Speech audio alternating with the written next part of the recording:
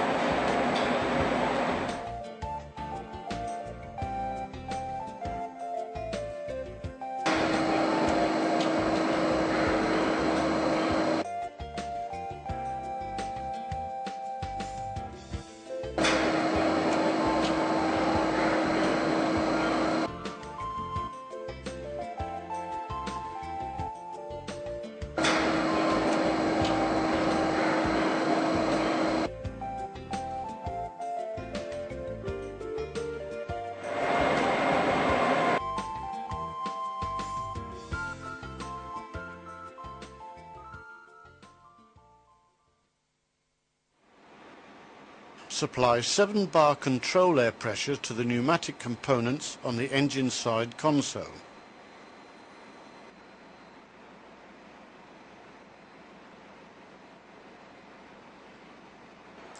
Switch control from the engine room to the engine side console. Turn the regulating hand wheel until the tapered slots of the two levers are aligned.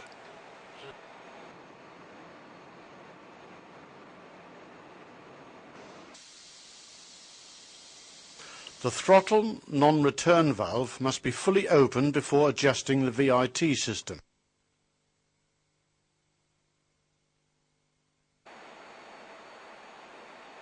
Make sure that the pressurized air reaches the VIT actuator. It may be necessary to switch the changeover valve manually.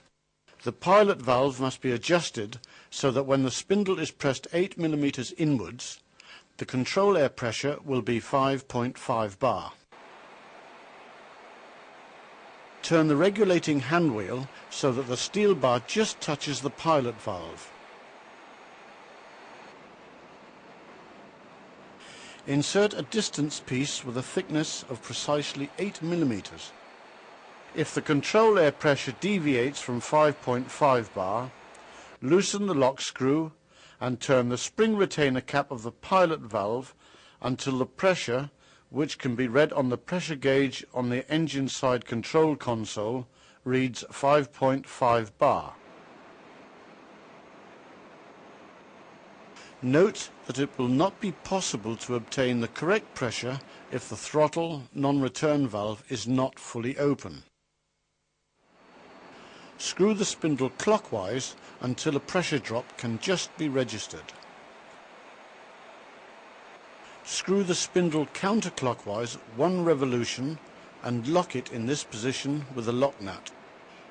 This position prevents a sudden increase in VIT index and thereby a sudden increase in the maximum combustion pressure.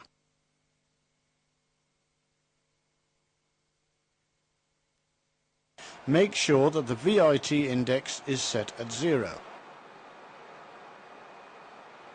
Measure distance R between the two pivoting points.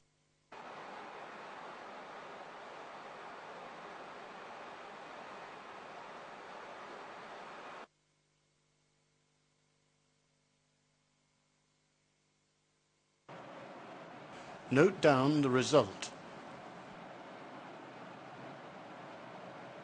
Measure distance L between the pivoting point and the center line of the VIT rack.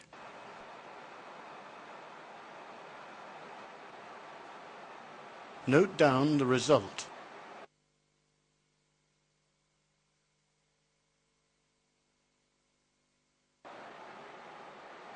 Measure distance x between the pivoting point and the center line of the VIT rack. Note down the result. To ensure that the movement of the link is evenly distributed around the center line of the VIT rack, R must equal L plus X.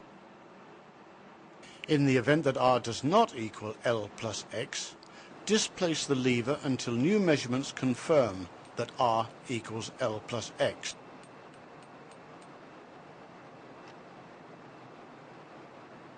When the correct position is obtained, mark the position of the lever and stamp the cylinder number on the locking plate and lever.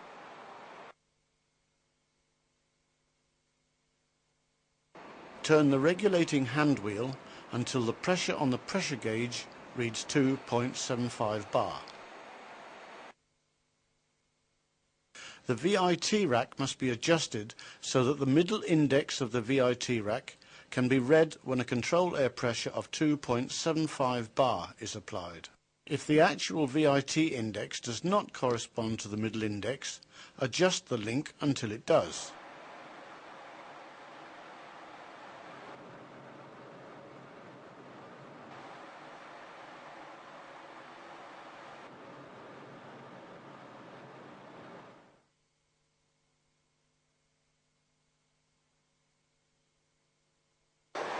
Start the engine and run it up to a load corresponding to the breakpoint load. Use the indicator drive or PMI system to adjust the load until it corresponds to the breakpoint load. The mean indicated pressures of the individual cylinders must not deviate more than 0.5 bar.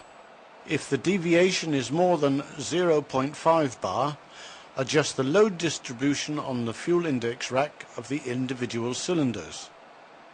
The engine is now running at the brake point. At this load, the steel rod must touch both pivoting points. If the rod does not touch both pivoting points, adjust the rod in accordance with step 2.3 of this film.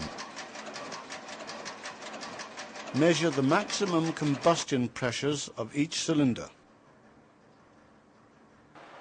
Adjust the links or disconnect and lock the VIT racks so that the maximum combustion pressures, corrected to ISO ambient conditions, are uniform and have the required values.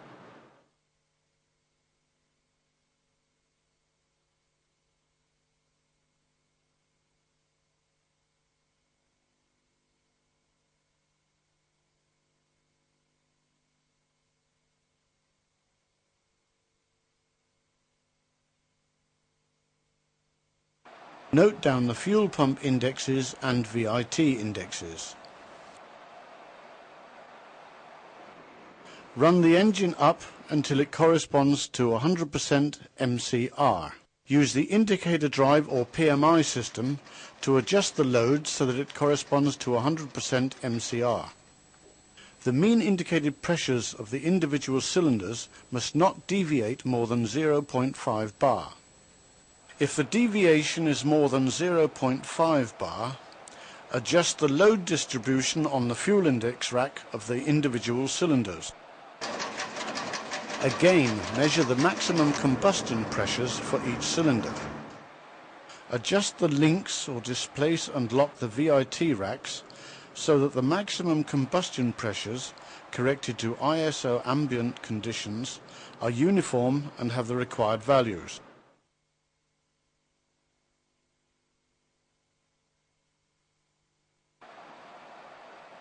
Note down the fuel pump and VIT indexes. Note down the VIT indexes at breakpoint and 100% MCR and calculate the average index. Determine the middle value of the VIT rack and calculate the difference between the middle index and the calculated average index. The result of this calculation will determine how much the cams are to be turned.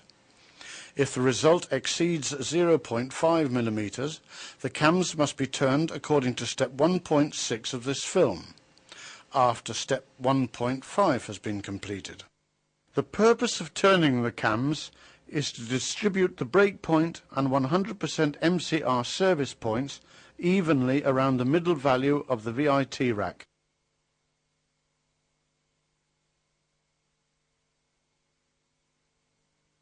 Note down the VIT indexes at breakpoint and at 100% MCR and calculate the difference.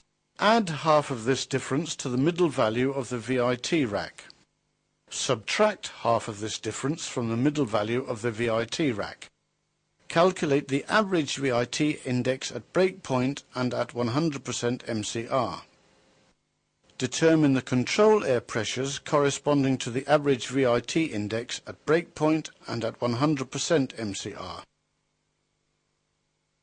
Stop the engine before making any adjustments. Make sure that control air is able to pass the changeover valve.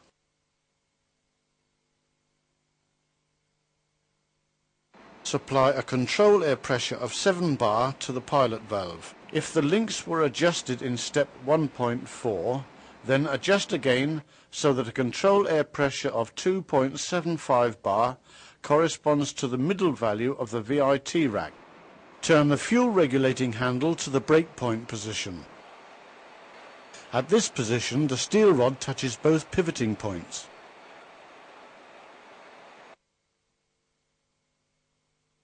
Displace the pilot valve bracket until the calculated control air pressure at breakpoint is obtained.